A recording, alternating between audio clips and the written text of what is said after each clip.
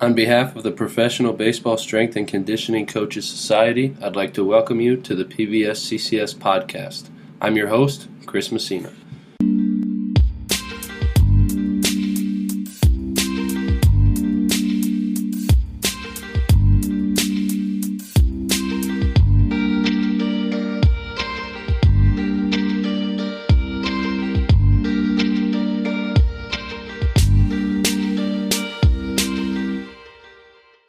All right, everybody, I'm here with Bob Alejo. Bob, thanks for coming on, man. Appreciate your time. Introduce yourself to the listeners, if you would, please.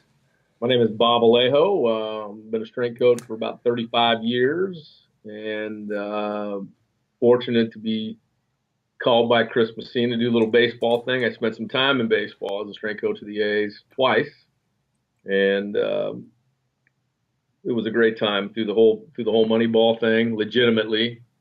Even though we couldn't get Antonio Banderas to play me in the movie, they ended up not putting me in there, so I was a little bit bummed out about that. Here I am, and happy to be with you, Chris.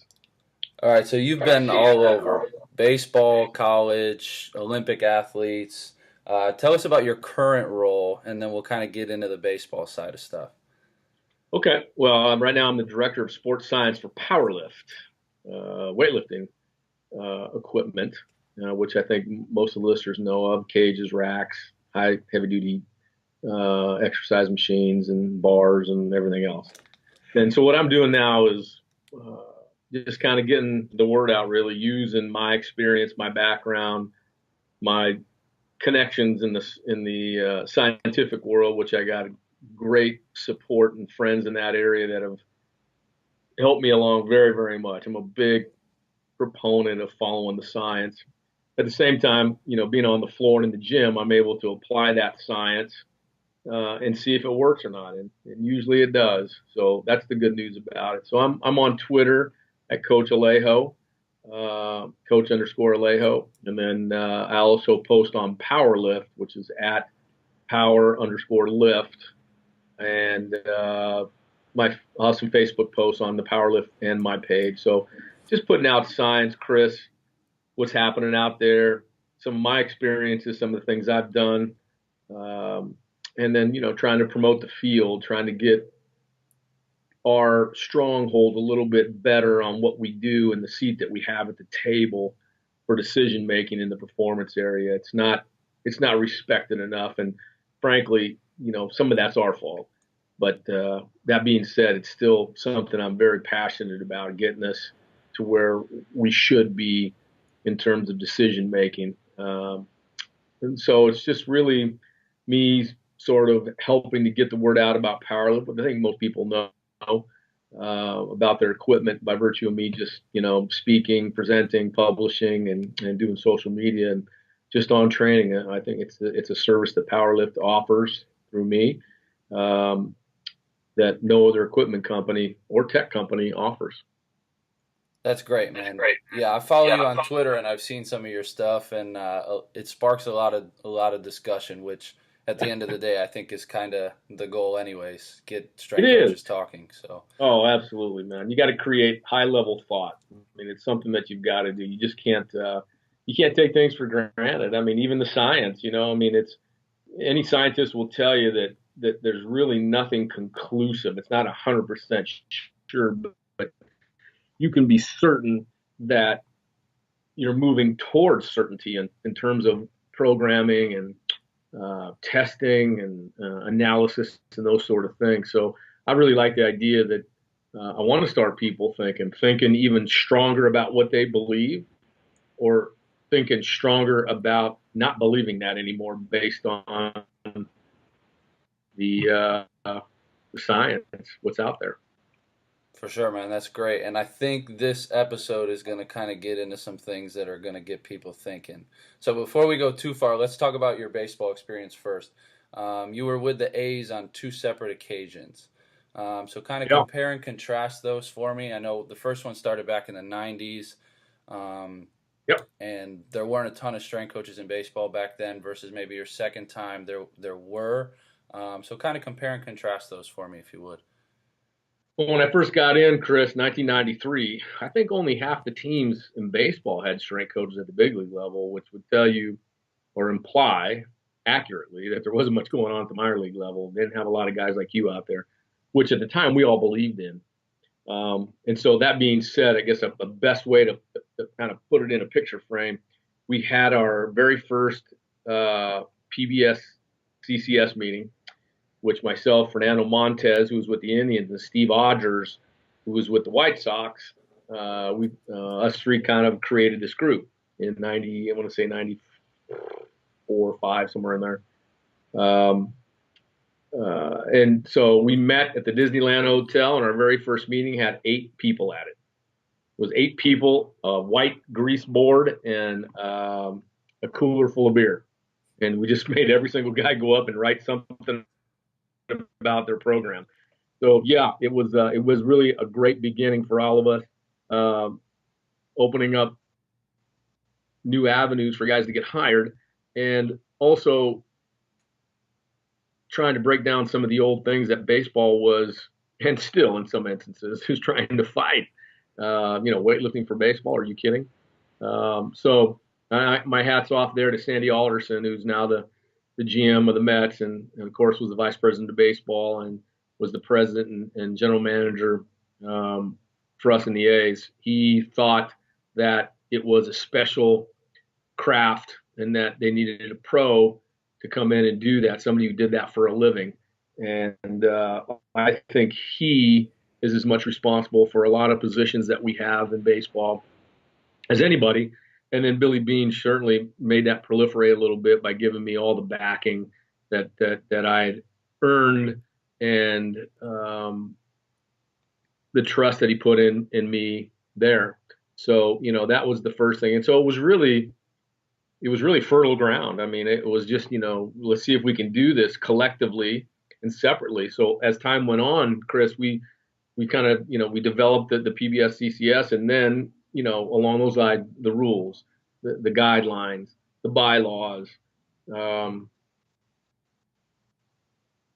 dues, the meetings, all these things. And then at some point it grew to the fact that then we started getting the NSCA involved. We teamed with them to do the RSC. So we got that. And then I was able to do an NSCA and then couple that January meeting, which was football specific, and turn it into football baseball specific in January. And then, we in Tennessee, where we doubled the attendance from the previous year just by having baseball on it, and then having pro baseball coaches speak at it. So it was really a very formulative time of what we were trying to accomplish. And, it was a slow process. There was a lot of things that weren't easy, especially on teams that didn't have strength coaches. They didn't have them because they didn't believe in them. So, we had to kind of fight that down a little bit by virtue of what we were doing on the teams that we were employed on who believed in them. And so it just grew. I mean, in my own special instance with the A's, of course, that was a whole different sort of microcosm, because then that ended up being Moneyball at some point. So I was able to, like I was talking, earlier before we got on, that we almost lost 100 games twice in that 9-year span until we end up getting really good and moving on into the playoff situation and having an impact. And then that one year, the 2001 where we probably had the best second half, September for sure, in the modern era. So that was a real interesting time. And so, it was just really cultivating the right atmosphere so that people would train. And it was a slow process. And, as a coach, you have to be careful about not doing too much. And you got to remember now, I already coached at UCLA for 10 years before I got there. So I already came with a certain amount of credibility. It wasn't like I was, a former baseball player, which I was, who just was now going to coach baseball athletes. So, I had that a little bit. And of course I had Tony La Russa as my manager. And, Skipper was great to me, that staff. as he, his career, he's, a Hall of Fame career, of course, and was a great mentor for me about handling athletes and handling men, handling adults. And so, once you get co-signed by somebody like that, he was the one that put me in uniform. So I think, at some point I was, be the first to go in uniform to have a number and a name on my back. He went to the league office. He went to the commissioner's office to get that okay, because he said, you're catching in the bullpen, you're doing all these other things. But he never, I was throwing batting practice too, which now I don't think you can do that anymore. But he, he never made that part of the whole job. Like I could, anytime he said, anytime you want to stop doing that, you let me know, because I know what your job is. So we end up, putting me in uniform, which I still have those uniforms in my closet. I mean, I've never, as a former baseball player, as a young person, and all the way through college, I'll never take for granted what it's like to have a big league uniform on my back.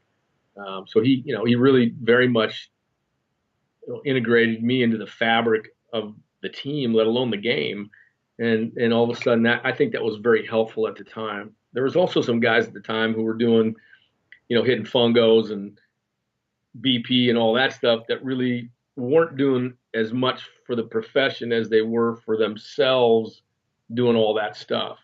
I think in my instance, I absolutely think it helped me get in to the fabric of our team by doing all those things. It felt like you were with them, and so I've always felt that way. And of course, as time went on, Tony leaves, Art Howe takes over, the dynamic changes, and again, the support was unbelievable. In fact, I was talking to somebody the other day. I told him, I said, I can't remember one time, not once, in those 9 years that anybody in the administration questioned what I was doing, told me to stop doing something. That never, no manager, no, especially Billy and those guys. Not one time it told me. And so it was a great opportunity for me or for anybody to see if you're any good or not. Who wants to do a program that's not yours and then be told that you're not very good? It doesn't make any sense. So it was a magical time in almost every aspect that I can think of. The second time back was a little different. So, I'd left. I went with Jason Giambi to the Yankees as an employee under his business. It was gone for 4 years, and I thought that was a good idea for me because I ended up writing a book called Double Play, which is training and nutrition for baseball. I still think it's the best publication out there. It's not in reprint at all, so it's hard to find. But I wrote it with Dr. Jose Antonio, who later founded the ISSN. He's been a great source of information, and his posse in terms of sports nutrition. If you're really interested in sports nutrition and you want to know how that actually works, the ISSN is the place to go. These guys are scientists. Many of them are CSCS. Many of them are coaching. They train themselves, but they're also PhD exercise physiologists and experts in nutrition. That's where you want to go. There is no other place, I promise you. So I wrote the book, got a website, lived in Manhattan. It was pretty damn good. But then I realized I needed to get back at it. So I came back to the college athletics at Santa Barbara. And 4 years after that, I got a call from Billy again and wanted to know if I'd be interested in coming back. And of course I was. I thought, yeah, this is a great challenge because he explained to me what had happened in the meantime, injuries, not doing so well and all that. And I felt like those are the kind of things I really like. So I went back, and I think what really wasn't the same, Chris, was it wasn't starting over in 1993. It wasn't Moneyball. It wasn't, Tony La Russa. It wasn't, it wasn't many things. So it was not what it was. What it wasn't for me. It's almost like, when you have a great dream and you wake up in the middle of it, you try to fall back asleep and see if you can't catch it up again, right? It's just, you just can't do it. And so that, for me, that's what was different. I think there was more personal trainers involved in the game at the time. And so you had less access to the players, and in many instances, less influence on the physicality of it. By the time they come to you, you have, 6 weeks of spring training to to change their physical profile, which is absurd. And then, there was nothing in place to say, hey, you can't go do that private trainer, right? So that's what was different about it. And personally, it was different for me. I got remarried, and I just wasn't the same. I mean, just in totality, the whole thing wasn't the same. But I can't think of anything training-wise that changed, right? So the difference wasn't the structure at the top. I felt like the first time I was there with the A's, I had the best job in baseball. I'd argue until, we were on the ground rolling around wrestling that I have the best job in baseball. The second time I went back, I had the best job in baseball again because the structure at the top was still the same. Billy was up there. I had my place. I will say this, and this was something that was important to me, and I felt like it was important for the profession in baseball. When I went back, I told Billy, I don't want to be the head strength coach. I want to be the director of strength and conditioning, and here's why. Because there's a director of player personnel, there's a director of Latin American, there's a director of, player development. So I wanted to be in line with all of them, and that's important. I know a lot of people think it's not. I promise you, when the meetings had, oh, he's the head strength coach, it doesn't sound the same. And so you're not going to be looked at the same. So I wanted to be the director of strength and conditioning to be in line with the titles that already existed in baseball in nearly every other club. And he said, sure. And so the interesting part of that kind of supported my thought, because when he went to go do that, there was no, in the drop-down window on the non-uniform personnel list, there was no title director of strength and conditioning, none. So he had to go to the league office to get it okayed, to get it put in there. So, I mean, that again told me that, our rightful place had not been co-signed yet, and so now it's in there. So if you want to be director of strength and conditioning, you can jump on there. And I really urge most coaches to do that. I think that's the place you need to be. And I also told Billy, I want to report directly to you. And he said, well, you kind of do already. I said, no, I know we did that before, but in the contract, I want to report directly to you.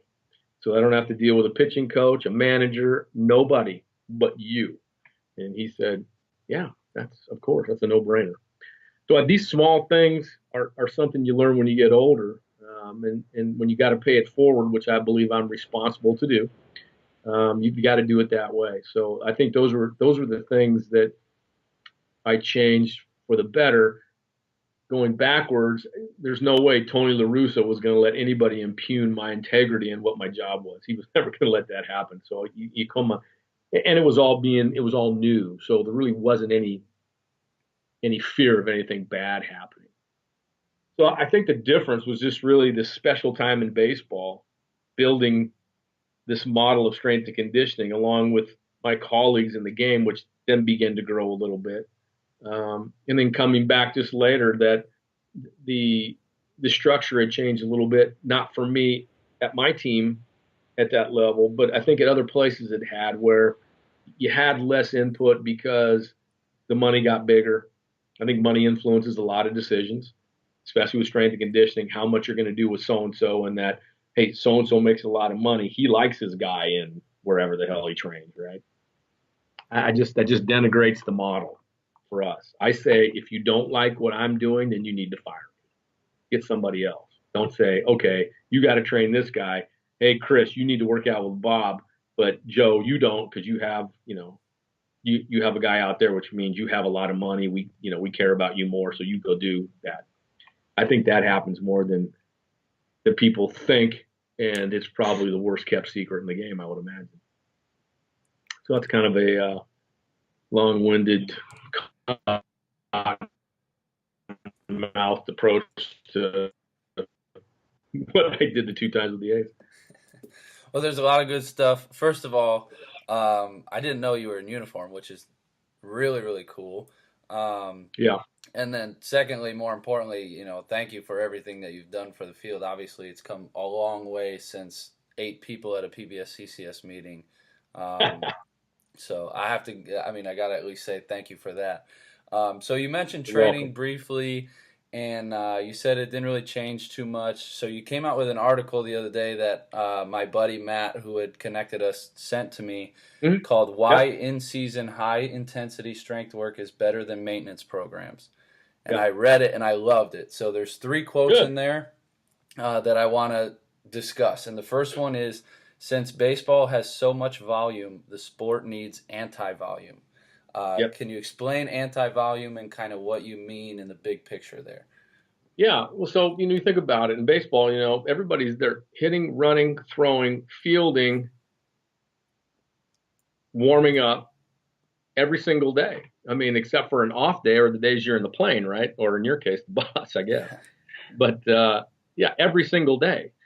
And what's probably even worse is that a lot of times you don't do it really hard. In other words, when you warm up and field and hit and throw, you don't go super, super hard every single day. Like there's some days you just play catch, like that's all I got, whatever. So, but that still comes out of a bucket of throws. I mean, that still counts, right?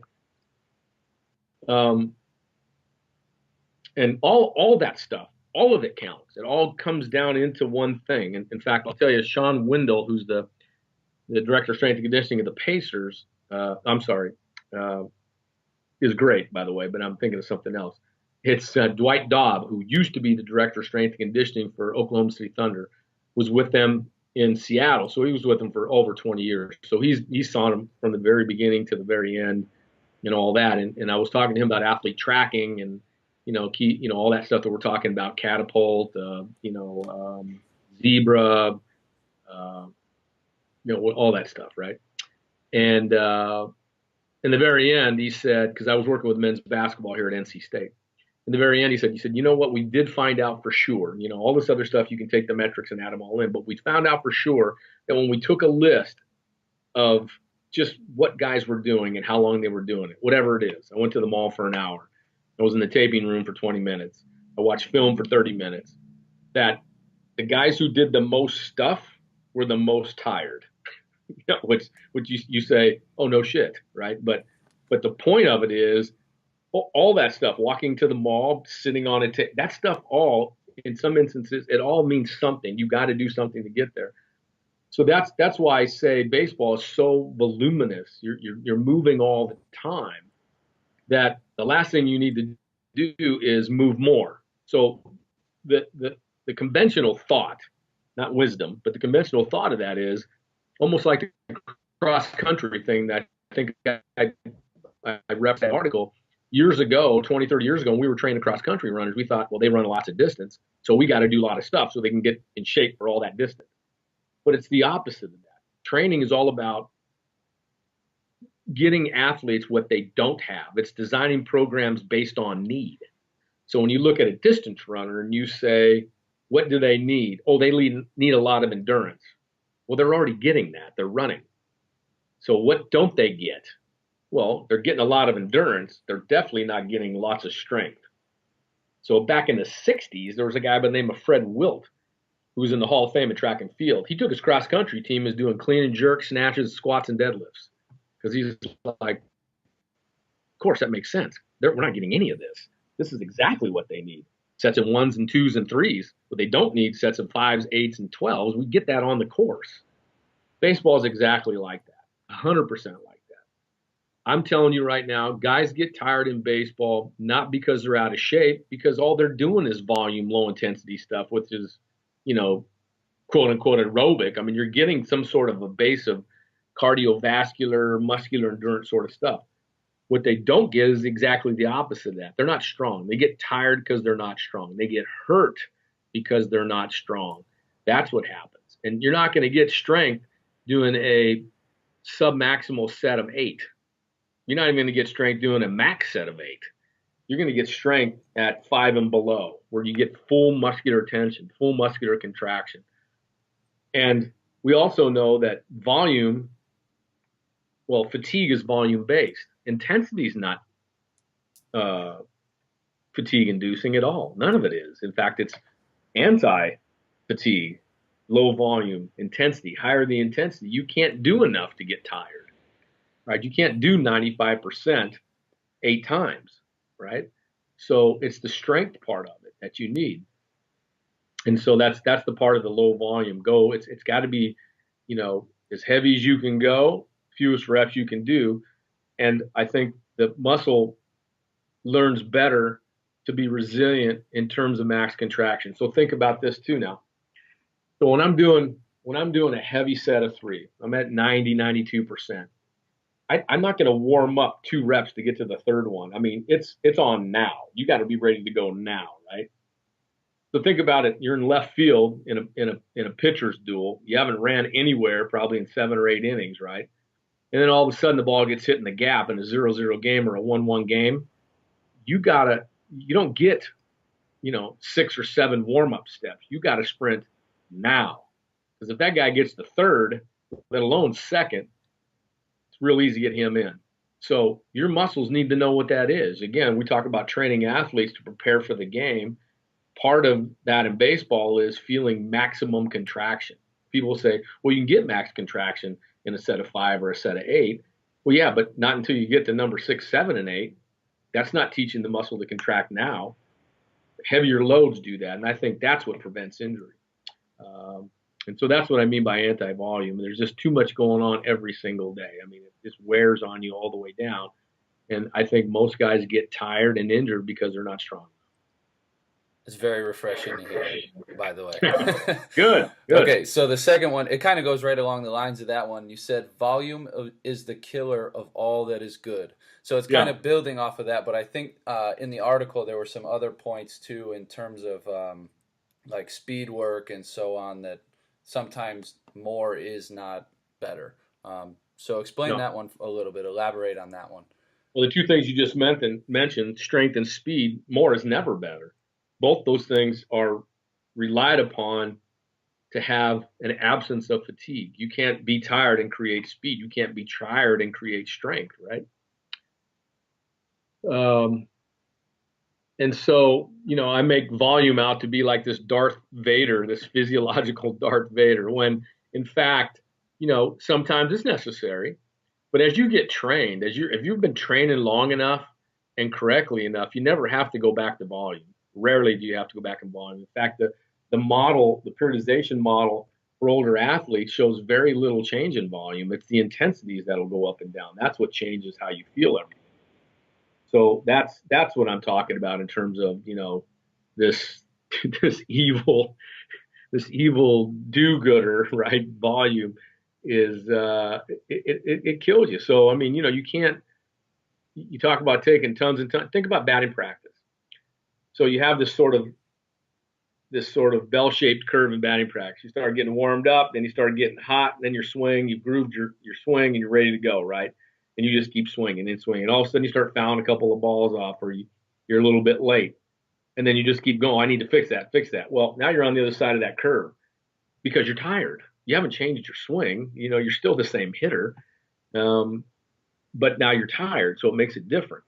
So that's the whole part of, the volume piece being the killer of all that's good. Resting is important. Recovering is important. But again, you're not going to get fatigue from high intensity work. And that's also in sprinting. So, when you talk about it, and I don't know how it is, I actually stated it back in the day, nobody was running during the season. I mean, very little people were. And I thought, well, that's ridiculous. Why wouldn't you do that? I mean, there's not enough running in a game, for sure. Running out to your position is certainly nothing but a warm up. So, we started doing that in the game. And, if you're going full speed, you don't need to do a bunch. So, I mean, we might go out and run 5-yard sprints out of a stance, full speed. You're not going to condition yourself to prevent hamstring or quad problems if you're going anything less than full speed, and then getting into a game and then going full speed and pulling something. No kidding. I mean, it's common sense. So we were doing, 5 5s, 5 7s, 3 10s, 2 15s, 1 20. I mean, just something to feel that thing that we just talked about. When you're doing 90% and above, you can't do a bunch of reps. Running is no different. That's the good thing about percentages, Chris, is that It makes everything you do relative. 90% of everything is 90%, period. If you do 90% of the amount of push-ups you can do, it's still going to be hard. 70% is just 10% over a warm-up. It's not going to be hard.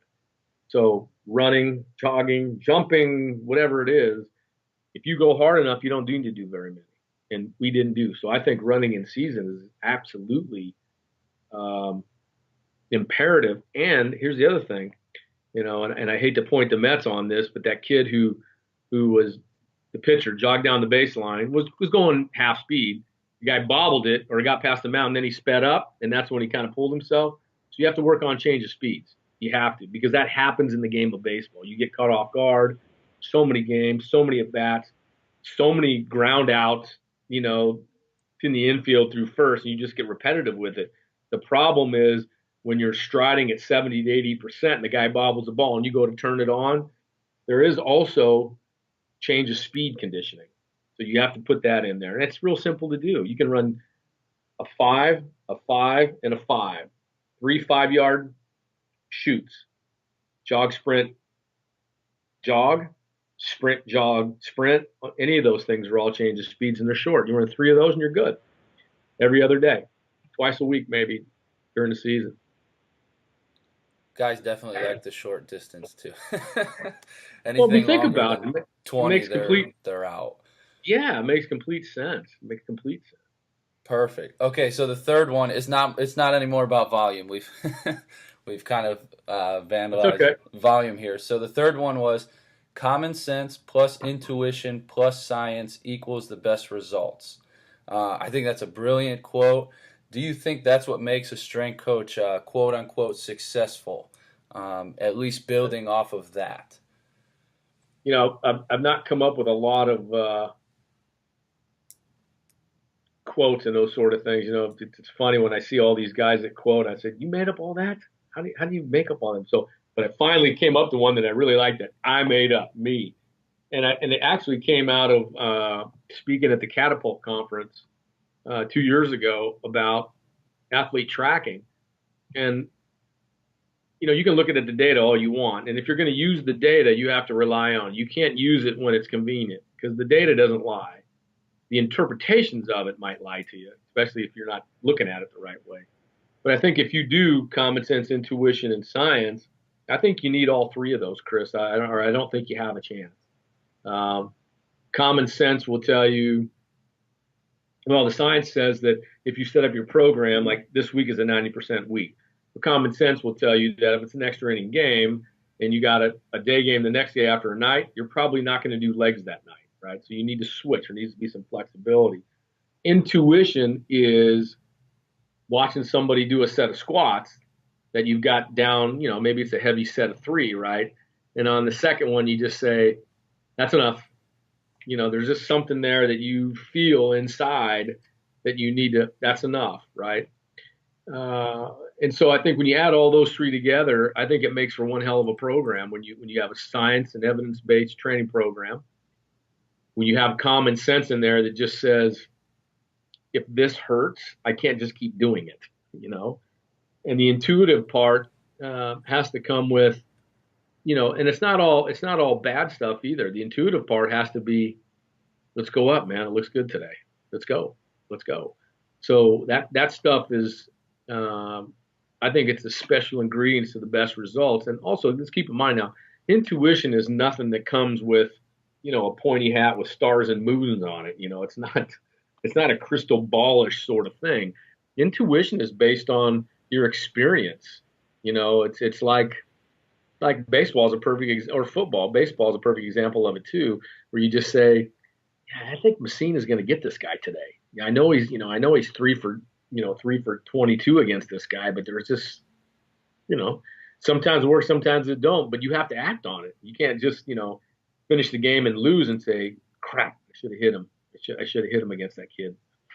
So, what happens in that instance is quickly, all that stuff that Chris Messina has done, all his training, the swings I saw in the cage, the swings I saw in the games against guys who throw that way and all, they just come to you like that. So it's a quick recollection of your experience. That's intuition. Intuition is nothing.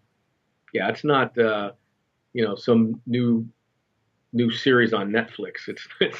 It's a real live thing that happens out of experience, and that in programming I think is particularly important. So I'm proud that I actually came up with something like that, because really all three of them play a big part. I think 2 out of the 3 get you pretty good. 1 out of the 3 you got no chance. But I think when you put them all together, I think the programming, and that's the other thing that happens, that guys who don't train these guys all year round, guys that only work with them in the off season and don't see them every day on the bus, on the plane, with their families, in the training room, in the weight room, after they've gone 3 for 4, after they've gone 0 for 4. That's all part of writing the right program. But there's no damn way you're going to come up with the best program if you're not with one of these kids all day long, every single day. And what we do in baseball like that, or even in football, is special. Because the other thing too, you're not with the trainers, you're not with the therapists, you're not with the doctors that see these guys every day. So you're out there remotely writing programs like you're online playing, video games. They don't work that way. Yeah, I think there's a lot of value for the strength coach just because we're with those guys every day. And like you said, I think the best programs come from just being with guys all the time. And guys will open up to you and they'll tell you stuff, how they feel, that they're not going to go to the manager and tell him, hey, I can't play today, or my leg is sore. Like, they're going to talk to you, and they're expecting you to help them get ready to play the game. So again, I think it all boils down to how can we prepare them for the game, because at the end of the day, they're baseball players anyway. So what we do is huge in getting them ready to play. You're right. So what advice do you have for others in this field? You've been around for, like you said, over 30 years now. You've seen it all. You've done it all. What advice do you have maybe for younger guys who are just getting in, or even older guys who have been around for a while that are just still thirsty for knowledge? Younger guys are a little more heavily influenced on social media and what they read. And I think you have to do that to gather a background and knowledge, but you can't lean on it. I mean, because unless you get to the point where you've been around some of these prophets enough to know, I can trust this cat, right? I know who this is. I know what they're doing. I can trust them. There's just no damn way you can take at face value what they're doing for this very reason of what we just talked about, Chris. They're not around every day. They don't, I'll give you an example. When you look at something like, somebody will say, well, I use Prilipin's chart. I say, okay, has he ever trained a third baseman? I mean, I don't, because that makes a difference. Or has he ever trained my third baseman? That makes even a bigger difference, right? So, can you use that? Yes, certainly. What I've done over my career is taken tons of information and molded it into Bob Alejo's program. Like, I don't ever use somebody else's name. In fact, I'll cite them if they've used their work or it's something that's contributed. But I even told my staff at NC State when they said, well, so-and-so and so. No, don't ever say that again. Never say that. It's your program. What do you think? What do you do? Those programs, these, even science, that's just a contribution that can kind of blanket some of your thought and what you can pull things out of. But to say, I follow Bondarchuk's thing or Prilipin's thing, or that's crap to me. What do you do? I do Bob Alejo's program. I don't do, whatever else the hell you want to think. And frankly, I've taken so many pieces of information from other people. I can't name all the guys that have contributed to it. But that's the part that I strongly urge young strength coaches to kind of steer away from and spend more time putting it into use on the floor. Like, how does this work? And over time, you'll see that those things are just guidelines. They're not stone tablets, right? They'll help you a little bit. They'll give you an idea, but they're only guidelines. And I would say what I did with my staff at NC State was I steered clear of spending more time calling up strength coaches and scientists to Skype in to the staff, because I realized that the young group of interns and coaches I had were spending so much time on the internet already. It was overkill. So I stopped that. I went to leadership stuff. I went to things that were on the outside of that, because they're doing that enough. And of course, if I'm teaching them the right way anyway, then, the ongoing coaching every day was going to be a good part. So I'd strongly urge younger coaches to keep reading, and read the science. Read the science. Like, everything's scientifically based. I mean, if it's not based on the science, it's not going to work. I don't care what anybody says. I'll debate anybody who says, well, science hasn't, discovered everything. Science is behind. I say that's a bunch of crap. There's, just because somebody hasn't taken that, it'd be hard to take every single thing that we do in training and do a research project on it. But there's so much physiology out there that somehow it's attached to that. Like with chains and bands, you think variable resistance is brand new? It's got to be probably 50 years old. We were working out on exercise machine called universal machines that had variable resistance on them. Nautilus was variable resistant. So chains and bands, it's all a physiological principle. It's not, it's chains and bands. It's still a physiological principle. So make sure you know your science and make sure you read it and grab from that. From older coaches, I'd say the one thing that's kept me up to date is just that. Stay up to date. Look at the science that's out there. Look at some of the new tracking devices. Look at some of the training methods that are out there. And if you have the science background, you can debunk some of the stuff that's happening already. But I still think it's worth looking at. I'll give you a perfect example. The FMS for me was like that. So I kind of balked at the FMS for years because I thought an overhead squat, that tells me if I can move. I think that's crap. Especially as a former Olympic weightlifter, I knew what that was. Like, I can do that, but that doesn't mean anything, right? I was wrong. I was wrong. So what I did was, at some point, not knowing yet that I was wrong, but for the very reason I took the FMS on, Chris, was because I kept hearing it more and more, and I didn't want to be the last guy to the party. So I just said, all right, I'm calling the best of the best, and I want them to help me. John Tureen, who was with the Colts at the time, he was, a proponent of this, and they lived and died by it there. Which doesn't mean they weren't lifting weights, right? So the whole FMS discussion is a whole different thing. But I said, okay, tell me about this and tell me why it's good. And I was in baseball, and so I ended up doing it, finding out that it makes sense. It does assess movement, doesn't predict injury. Never said that. Nobody's ever said that except for the guys who are reading it and misinterpreting it. And so I'm happy that I did. So that was one of the things that I just, I could have been like some coaches my age that said, I don't need that. I know what I see. I've been doing this for 35 years, right? Like, okay.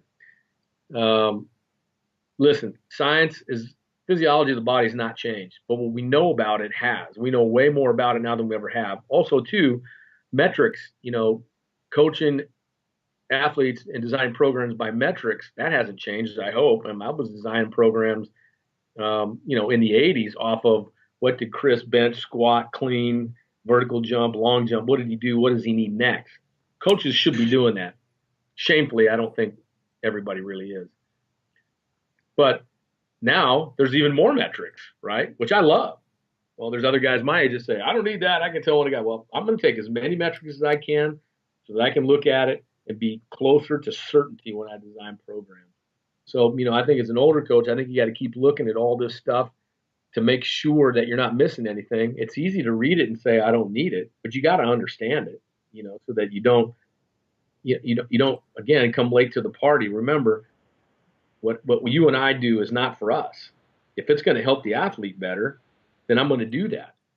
It's much like the Power Clean article I wrote, should you catch the bar or not? I don't know if you read that, but I wrote an article that was an emotional bombshell. It seems like people are attached emotionally to the clean. I got a lot of, I'm just not going to do that. I believe this and I think that. And I say, we don't have to think or believe anymore. There's all kinds of science out there that points to what's right and what's wrong. So are you doing the clean because you like it, or are you doing the clean because it's good for your athletes? And that's where, I think you still got to keep reading, and there's so much stuff out there. I think the value in being older, you want to stay relevant. You want to stay up. You don't want to walk into a conversation with young coaches and look like an idiot, right? And that's the other part, too, that I talked about at the NSCA. There's a lot of guys my age who say to a young guy like you, what can you tell me about coach? you haven't coached, whatever, how many years, and I say, really? You're dismissing the intellect of a young coach? I want you to think about that the next time you ask your son how to get an app on your iPhone, that they don't know what young people don't know what's going on. Oh crap. I'd love to jump on some of my interns because they're so, they lived in that world where when I started, no computer, no cell phone, no, no nothing, right? So I'm begging for young people, and they have answers right away, especially in this high-tech arena that we're doing. The Vertec, I use the jump mat now. Once I looked at it hard enough and saw what it did for me, I use the jump mat now. That kind of stuff. So I think you got to stay current, and you got to, or you're going to lose it. Yeah, there's so much good stuff there. I don't even really know where to begin, to be honest. Well, we can talk again. I got plenty of coffee, bro. You call me in 10 minutes after I can shoot down a couple more cups of this, we'll be good to go. No, I'll see you, by the way, and I'll be there in Charlotte. Are you going to be there? In Charlotte? Not Charlotte, at the Swan. I'll be at the winter meetings this year. Oh, okay. Yeah. I'll see you there then. We've been killing it. Primarily, you have been killing it. What do you think about a lightning round before we go? You down for that? Yeah, dude. It's up to you, dude. I'm your guest. You do whatever you want me to do. All right, let's do it. So I got 4 quick questions for you, and then I'll let you get on and get another cup of coffee and get on with your day. Good. First one, who is your biggest influence in the field of strength and conditioning? Wow. Again, I had so many folks that have helped me. I will say this, and I get kind of emotional inside about it because, so many guys I know have turned me on to what it's like to coach and what to learn. The first guy that turned me on, I will say this, the reason I'm here talking to you, if you just cut through some of this stuff, there's a lot of these things now. I was lucky to be in a time where I was involved in lots of firsts. It's tough to be involved with firsts these days because there's just so much happening, right? Al Vermeil was the head strength coach of the San Francisco 49ers. I went to California State University at Chico, which is about 100 miles north of Sacramento, where the 49ers were practicing then. We had a kid up in Chico, Jeff Stover, who was signed as a free agent to them. So, we went down to see. And I'd already heard about Al a little bit, and that's when I was competitively lifting at the time, and trying to find out who I was. And 1980, he's probably 82, 83, and when I saw what he was doing with the Olympic lifts, and he was looking at Russian literature and Eastern European, Eastern Bloc at the time stuff. I watched him around the players and walking on the field, and I just remember watching what he was doing. I remember getting in the car, driving home, and I said this out loud to the guys I was in the car with. I said, if I can feel like that guy looks every single day, I'm going to do that profession. And that's exactly what happened. And Al and I still remain very close friends. And I can call him anytime, and I usually do, for his help. So he was a huge influence in me being in the profession. And of course, I followed that a little bit with some of the, Olympic weightlifting, some of the, the plyometric stuff, that Eastern European sort of type of deal, periodization, that I believe in strongly. In terms of baseball, I got to give my kudos and a giant hug to Sandy Alderson. He's the guy that got me in the game. But once I got there, once Sandy said, this is what we need to have here, Barry Weinberg, who was the trainer at the time, and then going to Tony to St. Louis. The way I say it, Chris, is Barry Weinberg was the guy that was in front of me with the machete, cutting down all the crap, and I just went right behind him. I was smart enough to just follow him, and he helped me become a strength coach by adapting to the environment, right? Adapting to the environment, rather. So he is really what helped me get into the game, because had I not understand the dynamics of that environment and that culture, everything I knew about strength and conditioning would have meant nothing. Nobody would have came on to me, that whole idea. Tony La Russa was a huge help as a guy who had no reason to listen to anything I had to say, or Dave Duncan, the pitching coach. There's another example of a guy, Chris, Dave Duncan, arguably the best pitching coach in the history of the game. He never told me one time in the time I was with him to stop doing anything with his guys. Keep in mind now, Dennis Eckersley, Goose Gossage, Rick Honeycutt, Storm Davis, pretty good guys, right? He never told me one time, hey, I don't want Eck doing that. Not one damn time. And if there's anybody these days, it seems that guys of lesser stature than him are telling guys, well, my guy shouldn't do this and my guy shouldn't do that. And so that's, and then really it just goes on and on from there in terms of, I mean, the names, it really could go, but I mean, influentially, I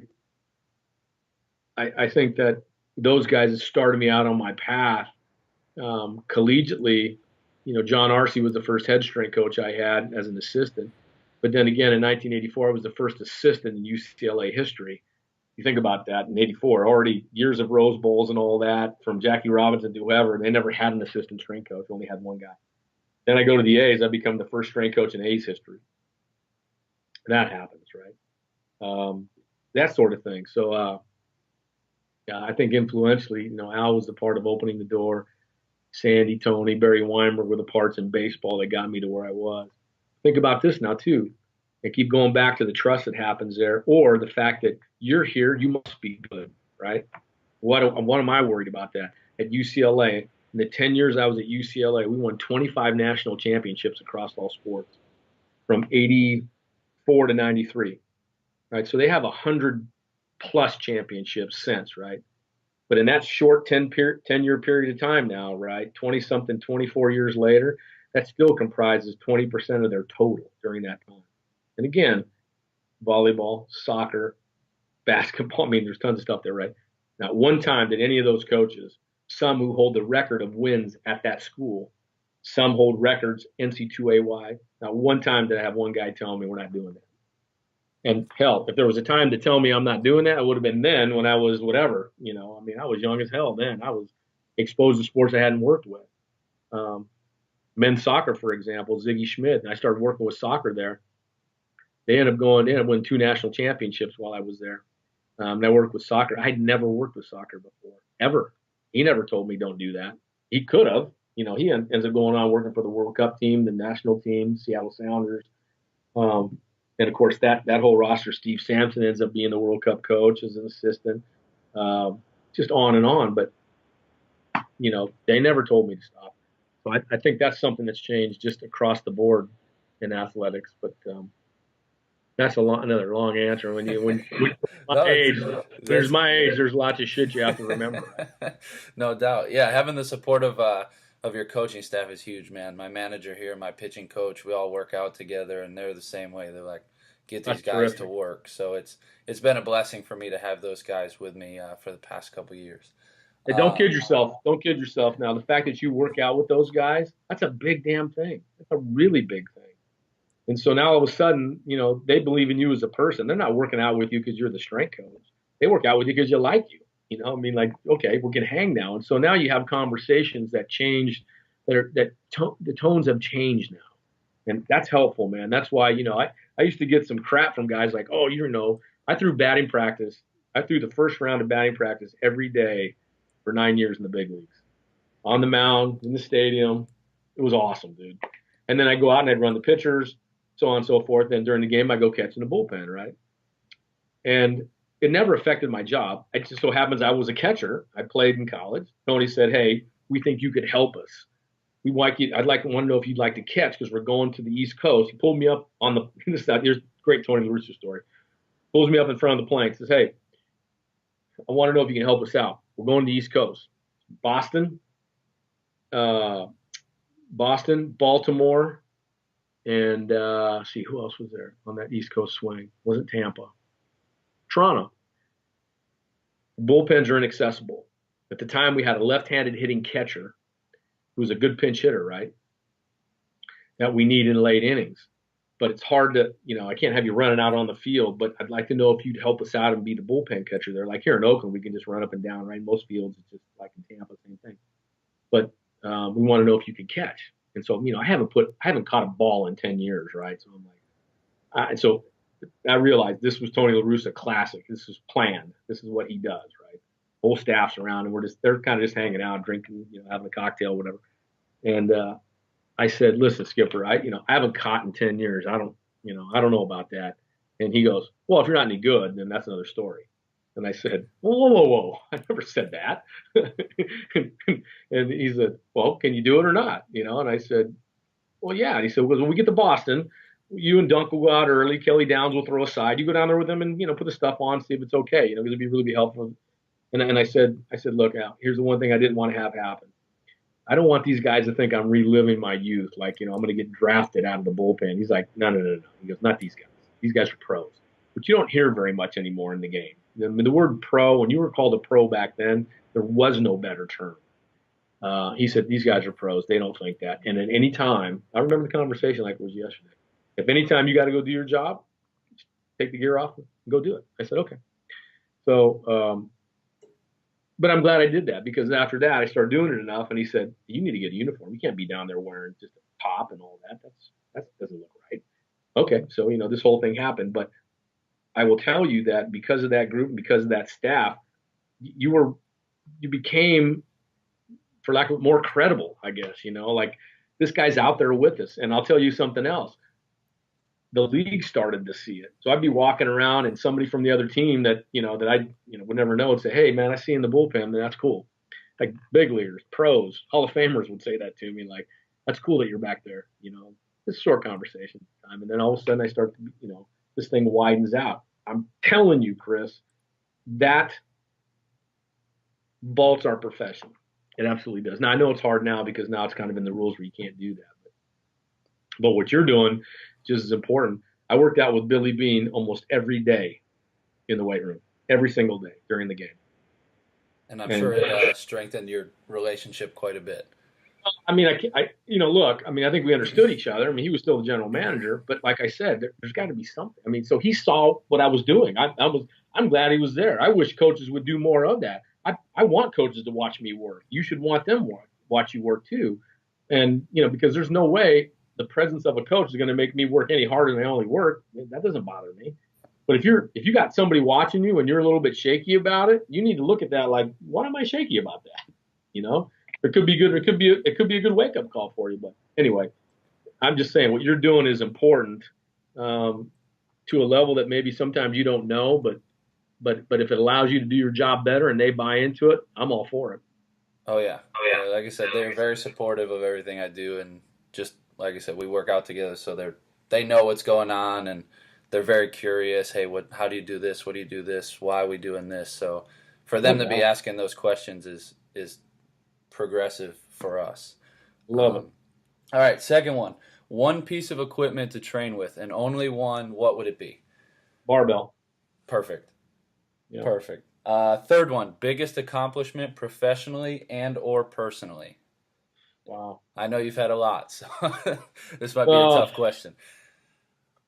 Well, it's got to be the gold medal in Beijing. So the story about that is, at first I wasn't going to go. Todd Rogers and Phil Dalhouser, who were the team at the time, they petitioned for me to go. They actually, Todd, who's called a professor, ended up putting his work together and went over the bylaws and the regulations, said there's nothing here that says he can't be our coach. And they said, well, he's not a volleyball coach. And he said, there's nothing here that says he has to be for any sport, right? And the definition was essentially broken down by Todd, saying it's somebody that's going to help us win. We think this guy can help us win the gold. And so it went all the way up to the top, to the commissioner's office, the IOC, and they said, you're right, you can go. So first of all, I become the first strength coach in U.S. history to be on a team as a member. Jacket, walk, the whole thing. I didn't walk because we had to play the next day, but I got the suit and everything in there. I guess in hindsight I should have, but I wanted to be ready for the match. So we go to Beijing, right? And we were world champions the year before that. There's no world championship in any Olympic year for any sport. But we ended up going and we ended up winning the gold, all right? So that year they gave out what was called the Order of Ecos. So I was one of the first coaches in U.S. history to receive a medal from the Olympic Games. They'd never given any medals before. So the way I say it is, and it was a remarkable atmosphere, just absolutely remarkable. Of course, in the first time makes it good too, and you win the gold. But the way I say it is, it's one thing to win your division or, to win your league or to win, what's considered the world championship in baseball or football, but, it's not played everywhere. But when you go and you win the world literally, that's pretty good. And so, again, one of those firsts happens there. And I went in 2012 to London. We weren't as lucky there, but, again, being a first ever strength coach, and I think I might be the only guy in U.S. history to be on as strength and conditioning coach on the Olympic team, on the U.S. Olympic team, which is pretty cool. So we're all on the same plane together, and it's pretty damn good. Other than that, that's a pretty good highlight now. So it's hard for me to put anything up there. I mean, it's the world, right? Yeah, that's incredible. I got goosebumps, actually. Last one. If you could choose any career other than strength and conditioning, what would it be? Oh, God. I think it would just be an advocate of something. Unfortunately, I went through a divorce. Nobody plans for that, but now I'm remarried and I'm exactly where I should be, right? That's the way things work out. But during that time, my lawyer at the time, I ended up seeing him at a place where a friend of mine ended up getting sworn in as a Superior Court judge, right? So he ends up coming in and I see him, I call him over, hey, Bill, sit down. So we sat next to each other and these longtime friends of mine, this guy's a good friend of mine he's a judge, his wife is a judge, his brother's a judge, his dad was a judge before you needed a law degree. His two sons are lawyers. It's a remarkable family. But I was watching them get sworn in. So I asked Bill, I said, hey, Bill, you ever, think about being a judge? And he said, not for a second. I said, really, why? And he said, because I love being an advocate. I don't want to be impartial. And I think that's I think that's one of my legacies in my own mind, which is now trying to go for the profession a little bit more, try to let people enjoy and gather some of the things I've been able to gather over the years. But, there's lots of things, as you well know, Chris, that aren't right in our profession right now. They need to get better. And now the good news is I'm in a good position to do that now that I'm not tied to a university or any sort of organization that way where I can't say, the administration's not seeing us the right way. We should be up there, And by the way, strength coaches, we're as guilty of our position right now as anybody else is of putting this there, right? So I'm in a good spot to do that for several reasons. One is, I've been doing it a long time. I've not been in and out of it. I didn't get my contract renewed this year because the basketball coach and all that kind of thing happened, and I kind of went with them. But for 4 years or whatever, I made my own career choice and saw how that path went. And I think I have lots that I can offer in terms of advocacy there. But, it didn't just stop there for me. Hell, the guy across the street put in solar panels, and the HOA wanted to stop him from doing that. And I said, that's not right. So I go to the HOA thing. Anybody else got anything to say? I do. And, I was in complete advocacy for this guy because that was ridiculous. You're talking about a global issue. This isn't the thing that makes a house look bad, by the way. And anyway, on and on and on. So I'd be an advocate for something, fighting for somebody, helping somebody out. I gotcha. I'm sure your neighbor appreciated you doing that for him. Oh, it was great. He still got him on there. I love it. Well, this has been an unbelievable talk, man. I've had a great time. So much good stuff. If the listeners want to get in contact with you, where can we, hear more from you? Well, I'm at Coach Alejo on Twitter. Haven't got the Instagram thing quite down yet, but when I do, I'll let you know. Facebook, my Facebook page. Anything on Powerlift right now is, if it's sports science or coach related, that's me coming underneath that heading. I think that's the best way to get a hold of me or find out what I'm doing. If you send me a message there, because of what's happened in my past when I've tried to contact people that were pretty damn impressive and important, they usually get right back to me, which I remember in my 20s thinking that's great. And so now I think paying for it. I respond to every email and phone call every single time because it's what you should do. So definitely want to talk about something. Let's go. I'm ready to roll.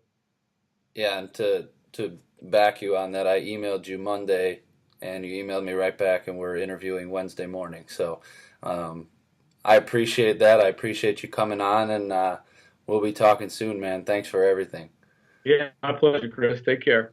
Yep, talk to you soon.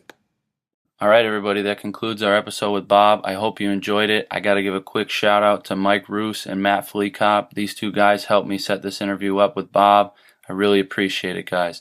Bob was great. He was very open and willing to share with us, and there was a lot to take away. But the three things that I took were separate what you like and what is best for your athletes, know when you are wrong, and find sources you trust. Again, I know it was a long one, but there's a ton of good information in here, and I hope you enjoyed it. We'll talk to you again on the next one.